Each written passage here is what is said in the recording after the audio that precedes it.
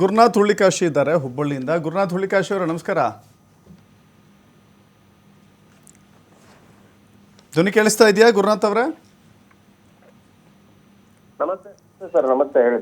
ಇವತ್ತಿನ ಈ ಗತಿಗೆ ಯಾರು ಕಾರಣ ಅಂತ ಅನ್ಸುತ್ತೆ ನಿಮ್ಗೆ? ಸರ್, ನೇರವಾಗಿ ಈ ಗತಿಗೆ ಕೇಂದ್ರ ಸರ್ಕಾರ ಕಾರಣ ಅಂತ ನೇರವಾಗಿ ಹೇಳ್ಬೇಕಾಗ್ತದೆ.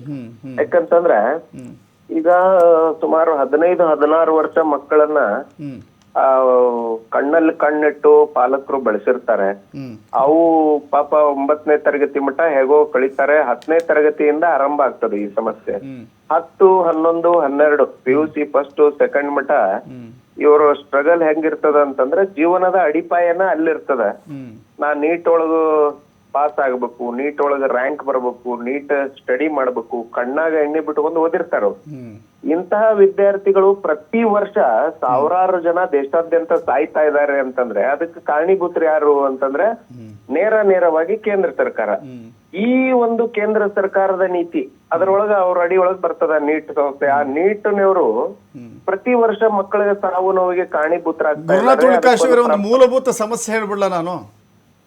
ಈಗ ಬಿಜೆಪಿ ಅವರು ಚುನಾವಣೆ ಚಾಣಕ್ಯರವರು. ಹೌದು, ಚುನಾವಣೆ ಚಾಣಕ್ಯರು ಚುನಾವಣೆಯಲ್ಲಿ ಹೆಂಗೋ ಗೆದ್ದು ಬಂದ್ಬಿಡ್ತಾರೆ, ಅತಿ ಹೆಚ್ಚು ನಂಬರ್ ತಗೊಂಡ್ಬಿಡ್ತಾರೆ, ಸರ್ಕಾರ ರಚನೆ ಆಗ್ಬಿಡುತ್ತೆ. ನಾವು ಗೆಲ್ತೀವಿ, ಹೆಂಗ್ ಬೇಕಾದ್ರೂ ಅಧಿಕಾರ ಮಾಡ್ತೀವಿ, ಕೇಳಕ್ ಯಾರಿದ್ದಾರೆ? ಇಲ್ಲ, ಇದು ದಡ್ಡತನ. ಇದು ಪ್ರಜಾಪ್ರಭುತ್ವ ವ್ಯವಸ್ಥೆ ಒಳಗೆ ಪ್ರಶ್ನೆ ಮಾಡೋ ಹಕ್ಕದ. ಆ ಪ್ರಶ್ನೆ ಮಾಡೋ ಹಕ್ಕನ್ನ ಕಿತ್ಕೊಳ್ತಾ ಇದ್ದಾರೆ. ಪ್ರಶ್ನೆ ಮಾಡೋ ಹಕ್ಕು, ತೀರ್ಮಾನ ಕೊಡೋ ಹಕ್ಕು ಚುನಾವಣೆಯಲ್ಲಿ ಇರುತ್ತಲ್ಲ. ಆ ಟೈಮಲ್ಲಿ ನಾವು ಚುನಾವಣಾ ಚಾಣಕ್ಯರು ಗೆದ್ದು ಬಂದ್ಬಿಡ್ತೀವಿ. ಕರೆಕ್ಟ್, ಅವ್ರು ಓಟ್ ಚೋರಿ ಮಾಡಿ ಗೆದ್ದು ಬಂದ್ಬಿಡ್ತಾರೆ. ಆದ್ರೆ ಉತ್ತರ ಕೊಡುವಂತ ಸಂದರ್ಭ ಬರ್ತದಲ್ಲ, ಕೊಡಬೇಕಾಗ್ತದ. ದೇಶ ವಿದೇಶಗಳಲ್ಲಿ ಏನೇನಾಗತ್ತದ ನೋಡಾಕ್ತಾರ ಅವರು. ಇವರು ಯಾವ ಹಣ ಎಲ್ಲಿಂದ ವಿದೇಶದಿಂದ ಕೊಳ್ಳೆ ಹೊಡೆದ್ರು, ಎಲ್ಲೆಲ್ಲಿಂದ ಲೂಟಿ ಮಾಡಿದ್ರು, ಎಲ್ಲೆಲ್ಲಿಂದ ಜಮಾ ತಗೊಂಡ್ರು ನಡೀತದ.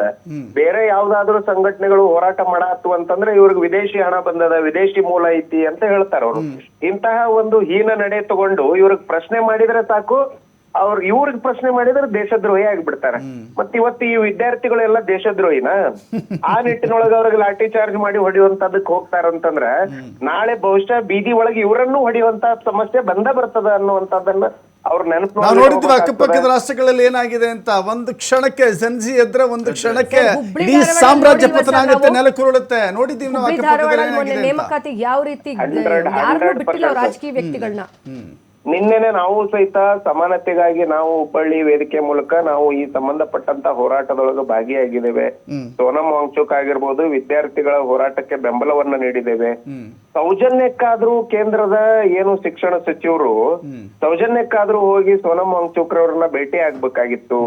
ಭೇಟಿಯಾಗಿ ಅವ್ರನ್ನ ನಿಮ್ಮ ಕೋರಿಕೆ ಏನದ, ಬೇಡಿಕೆ ಏನದ ಅಂತ ಕೇಳುವಂತದ್ದು ಸರ್ಕಾರದ ಆದ್ಯ ಕರ್ತವ್ಯ ಆಗಿರ್ತದ. ಇವ್ರ ಕರ್ತವ್ಯ ಬೇರೆ ಆಗಿದೆ.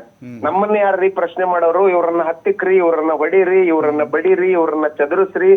ಇದನ್ನ ಇವ್ರು ಮಾಡಕ್ ಹೋದ್ರೆ ಎಷ್ಟು ದಿನ ಈ ದಬ್ಬಾಳಿಕೆ ಆಡಳಿತನ ಮಾಡಕ್ ಸಾಧ್ಯ ಆಗ್ತದ? ಈ ದಬ್ಬಾಳಿಕೆ ಆಡಳಿತದ ಉತ್ತರ ಪಕ್ಕದ ದೇಶಗಳಲ್ಲಿ ಏನೇನಾಗ್ಯದ ಅದನ್ನ ಇವ್ರು ನೋಡ್ಕೊಂಡ್ರೆ ಸರಿ. ಇಲ್ಲ ಅಂತಂದ್ರೆ ಇವ್ರಿಗೆ ಬಹುಶಃ ಸರ್ ಏನಾಗ್ಯದ, ಸಂವಿಧಾನ ಬೇಡಾಗ್ಯದ. ಇವರು ಮೂಗಿನ ನೇರಕ್ಕೆ ಆಡಳಿತ ಕೊಡುವಂತದ್ದ ಇವ್ರಿಗೆ ಬೇಕಾಗ್ಯದ. ಧರ್ಮದ ಅಂಧತ್ವವನ್ನ ದೇಶದೊಳಗೆ ಬೀರಿ ಇವರು ಇಂತ ಗುಂಡಾಗಿರಿ ನಾಟಕದ ಮೂಲಕ ಅಧಿಕಾರಕ್ಕೆ ಬರುವಂತ ಕೆಲಸ ಮಾಡ್ಯಾರ.